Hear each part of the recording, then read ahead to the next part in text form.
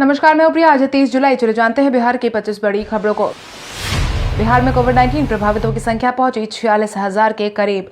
बिहार में कोविड-19 प्रभावितों की संख्या लगातार बढ़ती जा रही है। स्वास्थ्य विभाग की तरफ से मिली जानकारी के अनुसार 28 जुलाई को 1528 मामलों की पुष्टि की गई है। वहीं 27 जुलाई को 800 नए मामलों की पुष्टि की गई थी, जिसके बाद दोनों आंकड़ों को मिलाकर बिहार में कुल 2328 नए मामलों की पुष्टि की गई है। वहीं बीते दिन तक कुल संख्या 45,919 पर पहुंच गई है। अगर प्रभावित जिलों की हम बात करें तो अररिया में 48, अरवल में 22, औरंगाबाद में 109, बांका में 20, बेगूसराय में 70, भागलपुर में 57, भोजपुर में 161, बक्सर में 59, दरभंगा में 21, पूर्वी चंपारण में 76, गया में 72, गोपालगंज में 42, जमुई में 24, जहानाबाद में 38, कैमूर में 37, कटिहार में 65, खगड़िया में 59, किशनगंज में 40, लखीसराय में 9, मधेपुरा में 29, मधुबनी में 33, मुंगेर में 37, मुजफ्फरपुर में 34, नालंदा में 116, नवादा में 29, पटना में 337, पूर्णिया में 70, रोहतास में 125, सहरसा में 32, समस्तीपुर में 49, सारण में 120, शेखपुरा में 25, शिवहर में 17, सीतामढ़ी में 12, सिवान में 53, सुपौल में 30, वैशाली में 54,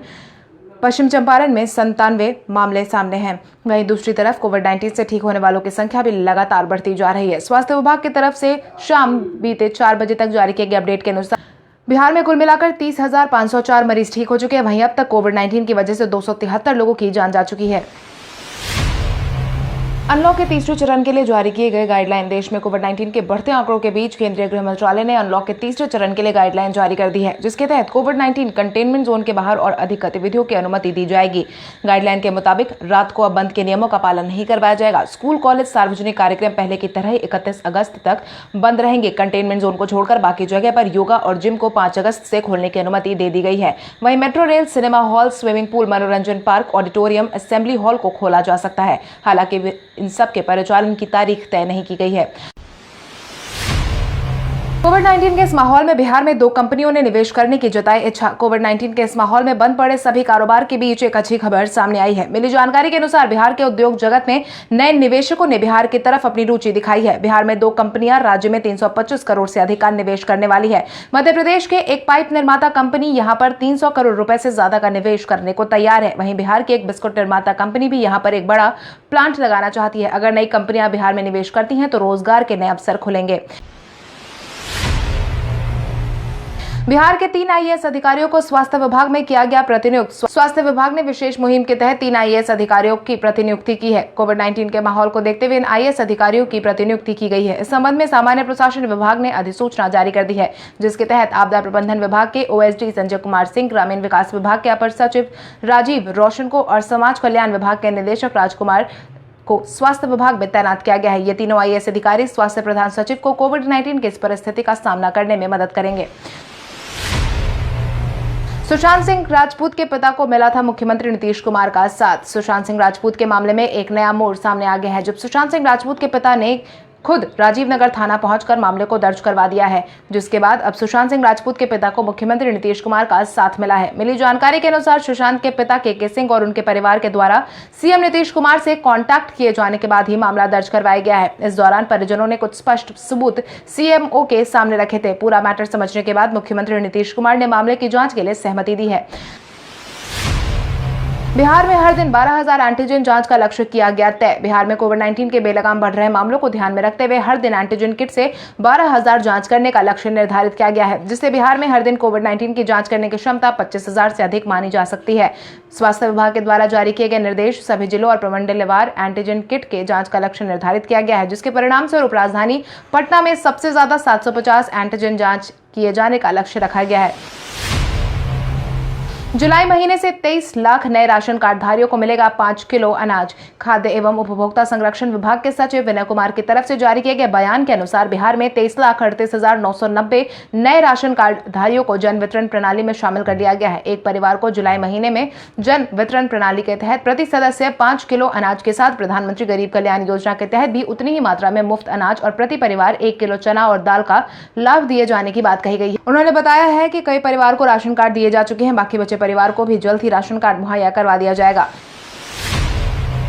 बिहार के 12 जिलों के करीब 30 लाख लोग हुए बाढ़ से प्रभावित। कोविड-19 से परेशान चल रहे बिहार वासी बाढ़ की चपेट में आ चुके हैं। आपदा प्रबंधन विभाग की तरफ से जारी किए गए जानकारी के अनुसार बाढ़ की समस्या से जूझ रहे गोपालगंज, सीतामढ़ी, शिवहर, सुपौल, किशनगंज, दरभंगा, मुजफ्फरपुर, पूर्वी चंपारण, पश्चिमी चंपारण, खगड़िया, समस्तीपुर और सारण का नाम शामिल है, जहां पर कुल मिलाकर 837 पंचायत प्रभावित है। इन जिलों में लगभग 30 लाख प्रभावितों की संख्या मौजूद है। वहीं जारी किए गए जानकारी के अनुसार बीते दिन तक 24 घंटे में बाढ़ की वजह से 8 लोगों की जान जा चुकी है, जिसमें दरभंगा के 4 और पश्चिम चंपारण के 4 लोगों का नाम शामिल है।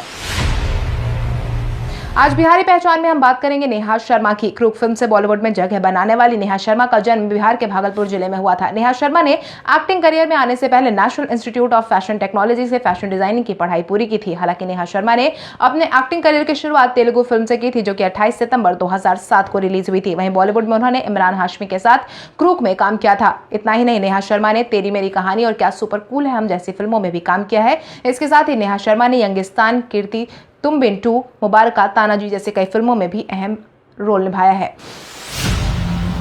प्रत्यय अमृत के बाद मंगल पांडे पहुंचे पीपीई किट पहनकर एम्स का निरीक्षण करने। स्वास्थ्य विभाग की कुर्सी संभालने के बाद से प्रधान सचिव प्रत्यय अमृत के एक्शन मोड में आने के बाद स्वास्थ्य मंत्री भी अब एक्शन मोड में आ गए हैं और यही कारण है कि स्वास्थ्य मंत्री मंगल पांडे भी बीते दिन पीपीई किट पहनकर एम्स में भर्ती मरीजों का हालचाल जानने पहुंचे थे। इसके बाद एम्स के अधीक्षक एवं अन्य डॉक्टरों के साथ उन्होंने समीक्षा बैठक भी की। बैठक में स्वास्थ्य मंत्री मंगल पांडे ने सभी डॉक्टरों को दिशा निर्देश दिए हैं। इतना ही नहीं, स्वास्थ्य मंत्री मंगल पांडे ने बिहार में फेल साबित हो रहे स्वास्थ्य व्यवस्था का पूरा चिट्ठा पूर्व प्रधान सचिव उदय सिंह कुमावत पर फोड़ दिया है।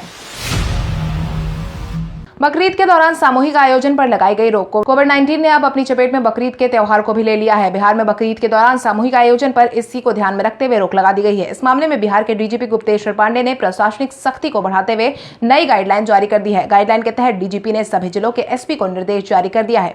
डीजीपी ने साफ तौर पर कहा है कि हर त्योहार के दौरान कोविड-19 के माहौल में सोशल डिस्टेंसिंग का पालन होना अनिवार्य है। इसको लेकर लोगों को जागरूक करने के लिए जल्द ही लाउडस्पीकर लगाकर घरों में रहने की अपील की जाएगी। साथ ही जोन और सेक्टर में विधि व्यवस्था को ध्यान में रखकर जिलों को बांटा जाएगा।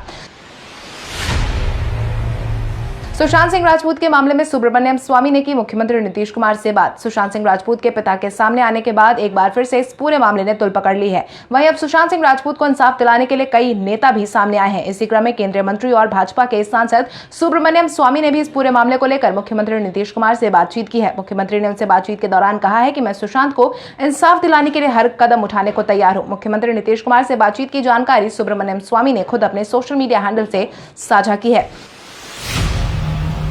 बाढ़ प्रभावितों की मदद के लिए आगे आए प्रियंका चोपड़ा और निक जोनास। बाढ़ प्रभावितों की मदद के लिए बॉलीवुड अभिनेत्री प्रियंका चोपड़ा और निक जोनास आगे आए हैं। मिली जानकारी के अनुसार बॉलीवुड अभिनेत्री प्रियंका चोपड़ा और निक जोनास दोनों ने राहत कार्य के लिए असम में दान देने के बाद बिहार को भी दान देने की जानकारी दी है, जिसकी जानकारी उन्होंने खुद अपने सोशल मीडिया से साझा की है। प्रियंका चोपड़ा ने ट्विटर पर कहा है कि उन्होंने बचाव कार्य हेतु असम और बिहार के बाढ़ राहत संगठनों को सहायता राशि भेज दी है। इतना ही नहीं, उन्होंने अपने फैंस को भी मदद के लिए डोनेशन देने की बात कही है। राजधानी पटना में बड़ी मशीनों से सैनिटाइजेशन का काम हुआ शुरू। राजधानी पटना में कोविड-19 के बेलगाम बढ़ रहे मामलों को देखते हुए तैयारियां शुरू कर दी गई हैं, जिसके तहत कोविड-19 को फैलने से रोकने के लिए बड़ी मशीनों से सैनिटाइजेशन कैंपेन चलाए जाने का फैसला सुनाया गया है। पटना नगर निगम क्षेत्र में जोर शोर से सैनिटाइजेशन मुहिम चलाई जा रही है। कोविड-19 का फैलाव न हो, इसके लिए भीड़ भाड़ वाले इलाकों में विशेष तौर पर चिन्हित कर सैनिटाइजेशन का कार्यक्रम चलाया जा रहा है, जिसके प्रमंडलीय आयुक्त संजय कुमार अग्रवाल ने सैनिटाइजेशन के कार्यों का जायजा लिया है।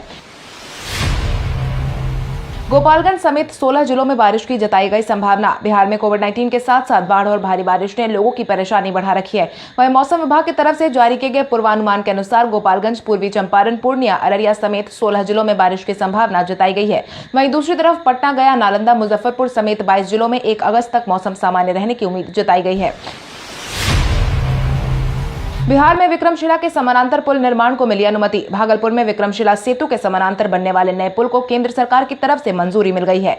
केंद्रीय सड़क परिवहन एवं राजमार्ग मंत्रालय के स्तर पर विभागीय एक्सपेंडिचर फाइनेंस समिति ने विक्रमशिला सेतु के समानांतर 4 लेन पुल के निर्माण की अनुमति दे दी है। इसके निर्माण में कुल मिलाकर 1116.72 करोड़ रुपए खर्च आने का अनुमान फिलहाल लगाया गया है। इतना ही नहीं, इस पुल को बनने में 4 साल समय लगने की बात भी कही गई है, जिसकी जानकारी पथ निर्माण मंत्री नंदकिशोर यादव ने दी है और साथ ही बताया है कि 4.367 किलोमीटर लंबे पुल में 68 पाया मौजूद होंगे और इस पुल के निर्माण के लिए 21.3 हेक्टेयर भूमि की जरूरत होगी।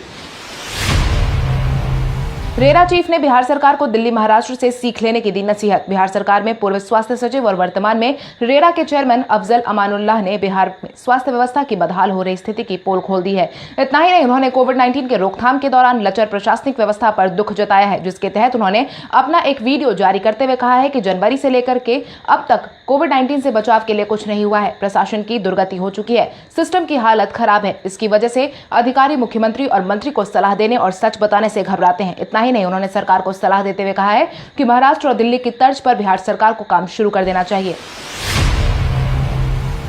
सरकार ने दरभंगा के बाढ़ प्रभावितों को दी आर्थिक सहायता। बिहार के कई जिलों में बाढ़ की स्थिति लगातार देखने को मिल रही है। सरकार की तरफ से लगातार इन जिलों में राहत और बचाव कार्य किया जा रहा है। दरभंगा में भी जिला प्रशासन की तरफ से बाढ़ प्रभावितों के बीच सहायता राशि का भुगतान किया गया है। मिली जानकारी के अनुसार दरभंगा जिले के कुल 64,095 बाढ़ प्रभावित परिवारों के प्रति परिवार 6,000 की दर से कुल 53,47,74,000 रुपए पब्लिक फाइनेंस मैनेजमेंट सिस्टम के माध्यम से उनके खाते में भेजा गया है।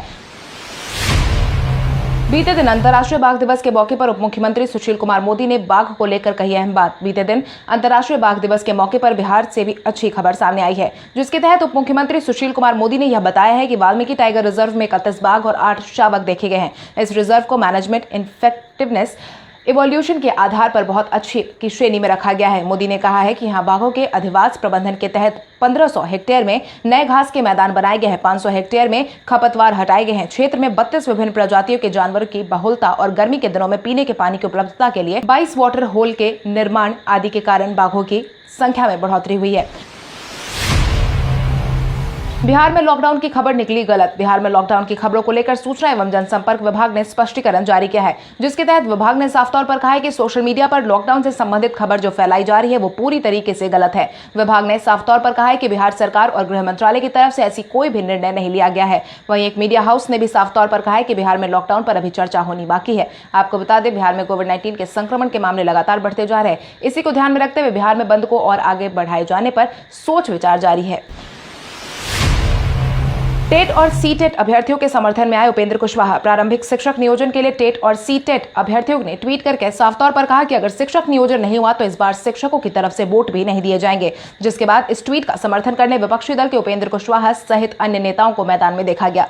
मिली जानकारी के अनुसार अभ्यर्थियों का कहना है कि नियोजन प्रक्रिया में बदलाव के कारण भी कोर्ट में मामला फंस गया है। वहीं रालोसपा के राष्ट्रीय अध्यक्ष उपेंद्र कुशवाहा ने कहा कि नियोजन प्रक्रिया लटकाकर सरकार अभ्यर्थियों के भविष्य के साथ खिलवाड़ कर रही है। हम अभ्यर्थियों के साथ है।